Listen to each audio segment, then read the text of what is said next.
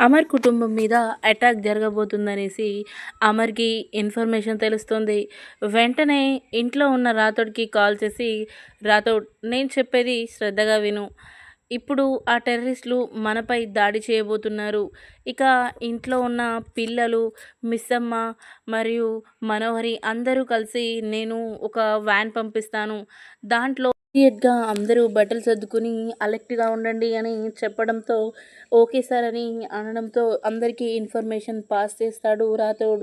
ఇక పిల్లలంతా మిస్సమ్మ కూడా భయపడుతూ కావలసిన బట్టలన్నీ సర్దుకొని ఉంటుంది.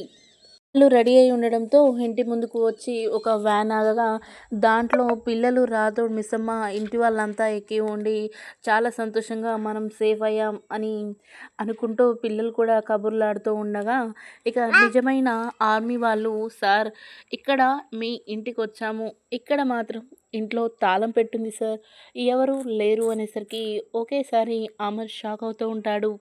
ఇంట్లో లేకపోవడం ఏంటి? ఇంట్లోనే రెడీగా ఉండమని చెప్పాను అని అనుకుంటూ ఉంటాడు అమర్. "ఏమో సార్ లేరు" అని అనగా, ఓ మై గాడ్! ఖచ్చితంగా ఆ టెర్రరిస్టులు అటాక్ చేశారు. ఇక ఏం చేయాలని ఆలోచిస్తూ వెంటనే రాథోడ్‌కి కాల్ చేస్తూ ఉంటాడు. "రాథోడ్, నేను చెప్పేది శ్రద్ధగా విను. ఇప్పుడు మన ఆర్మీ వాళ్ళ దగ్గర సేఫ్‌గా లేరు.